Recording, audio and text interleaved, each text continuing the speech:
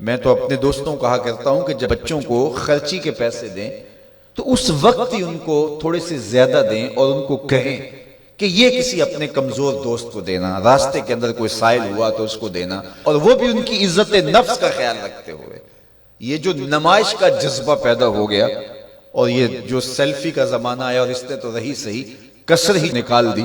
وہ کسی زمانے میں کہتے تھے نیکی کر دریا میں ڈال، اور پھر وہ زمانہ آیا کہ نیکی کر اخبار میں ڈال، اور اب نیکی کر فیس بک پہ ڈال۔ اب تو وہ تقوی، وہ جو للہیت، وہ تو ختم ہوتی چلی جا رہی ہے۔ آج کل وہ اجتماعی شادیوں کا ایک رواج پیدا ہوا۔ ایک دفعہ مجبور ہو کے مجھے کہیں جانا بھی پڑا، تو وہ میرا پہلا اور آخری موقع تھا۔ تو میں نے وہاں کہا کہ آپ نے مجھے جس مقصد کے لیے بلایا ہے، میں اچھائی کے کاموں کی تحسین کرتا ہوں، لیکن یہ منظر آپ کا مجھے اچھا اس لیے نہیں لگا کہ زندگی میں 3 مرحلے ہر شخص پہ آتے ہیں جب وہ مہمان خصوصی ہوتا ہے، جب وہ پیدا ہوتا ہے، کالا کلوٹا بھی کیوں نہ ہو، سارے اسے دیکھنے آتے ہیں۔ جب وہ عروسی کا جوڑا پہنتا ہے، چاہے مرد ہے چاہے عورت، تو اس وقت بھی سارے لوگوں کی نگاہ کا مرکز ہوتا ہے۔ اور تیسرا، جب سفید کفن اوڑھ کے آخری منزل کی طرف چلتا ہے تو سارا شہر کہتا ہے چلو اس کا منہ دیکھائیں، بلکہ اس کا یہ پروٹوکول ہے کہ امام کعبہ بھی ہو تو وہ پیچھے کھڑا ہوگا، اس کے جنازے کو آگے رکھا جائے گا۔ یہ اس کا اعزاز ہے، یہ اس کی تکریم ہے۔ وقت کا غوث بھی ہو تو وہ بھی پیچھے کھڑا ہوگا، اس کا جنازہ آگے رکھا جائے گا، یہ اس کا اعزاز ہے۔ تو میں نے کہا یہ 3 موقع ہوتے ہیں کسی کمزور سے کمزور، غریب سے غریب، عاجز سے عاجز شخص کے لیے بھی عزت کے، اور آج آپ نے ان سے یہ موقع بھی چھین لیا کہ اسٹیج کے اوپر مخیر حضرات بیٹھے ہیں، اور ایک قطار میں بیٹیاں بیٹھی اور ایک قطار میں جو ہے وہ دلہے بیٹھے ہیں، اور ان سب کے رشتہ دار سامنے، باراتی 20-20 40-40 لوگ آئے ہوئے ہیں۔ تو ان سب کی غربت کا ہم عملاً مذاق اڑا رہے ہیں۔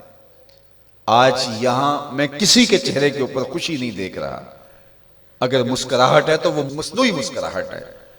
کاش کہ ان کے ماں باپ کے گھروں میں جا کر کے تنہائی کے اندر ان کی مدد کرتے، اور یہ بیٹیاں اپنے گھر سے نکلتی اور ماجرا ہوتا۔ اب ان کی غربت کا گواہ آپ نے کتنے لوگوں کو بنایا، اور صرف اپنے اشتہار کے لیے۔ تو یہ مزاج پیدا کریں، عزت نفس نہ کسی کی مجروح ہونے دے۔ سب سے قیمتی شے انسان کی عزت ہوتی ہے۔ کبھی آپ نے دیکھا ہو بارش پڑی ہو اور کیچڑ ہو اور کوئی بندہ پھسل کے گر جائے تو وہ بعد میں دیکھتا ہے کہ مجھے چوٹ آئی ہے کہ نہیں، پہلے یہ دیکھتا مجھے کسی نے دیکھا تو نہیں۔ اس کا مطلب یہ ہے اس کو اپنی جان سے عزیز اپنی عزت ہے۔ تو مت کسی کی عزت پہ انگلی اٹھائیں، مت کسی کی تذلیل کا سبب بنے، مت کسی کی رسوائی کا ذریعہ بنے۔ لوگوں کو عزت دیں۔ جب تک غلامی موجود رہی، حضور نے فرمایا کہ جو خود کھاتے اسے کھلاؤ، جو خود پہنتے اسے پہناؤ۔ وہ تمہارے بھائی لگتے ہیں، ان کے ساتھ حسن سلوک کرو۔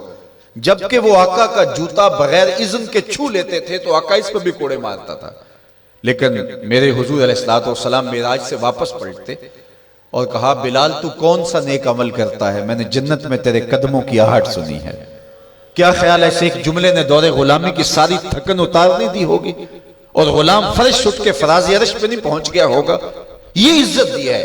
علامہ اقبال علیہ رحمہ نے وہ جو ابو جہل کا کعبے کے پردے کو پکڑ کے زاروں کے تار رونا ہے اور حضور کے خلاف رب سے شکایت کرنا ہے، وہ لکھا ہے۔ تو اس میں جو شکایتیں لگاتا ہے ابو جہل کعبے کے غلاف کو پکڑ کے، تو اس میں ایک شکایت یہ لگاتا ہے کہ از محمد سینہ ما زار زار، ہمارا سینہ بڑا دکھی ہو گیا ہے، اس شخص نے تو ہمارے نظم کو خراب کر دیا ہے۔ با غلام خیش بر یکخان نشست، یہ جو دین لے کر آیا ہے اس دین کے اندر یہ سبق ہے کہ غلام اور آقا ایک دسترخوان پہ بیٹھیں گے، اور اگر غلام اور آقا ایک دسترخوان پہ بیٹھ جاتے ہیں تو پھر کہاں گیا ہمارا قریش کا سردار ہونا؟ تو یہ تو ہمارا سب سسٹم تلپٹ ہو جائے گا۔ لیکن میرے حضور یہ دین لے کر آئے تھے، انسان کی بنیادی عزت کو بحال کرنا تھا، اور حجۃ الوداع کے موقع پر حضور نے پاؤں تلے جس طرح کسی چیز کو روندا جاتا ہے اس طرح کچلتے ہوئے فرمایا آج کے بعد میں تفاخر ختم کرتا ہوں، کسی عربی کو اجمی پر، کسی اجمی کو عربی پر کوئی فخر نہیں ہوگا، کوئی فضیلت نہیں ہوگی، نہ کالے کو گورے پر اور نہ گورے کو کالے پر۔ فضیلت کا معیار کیا ہے؟ ان اکرمکم عند اللہ اتقاکم، جو متقی ہوگا اللہ کے نزدیک وہی عزت والا ہوگا۔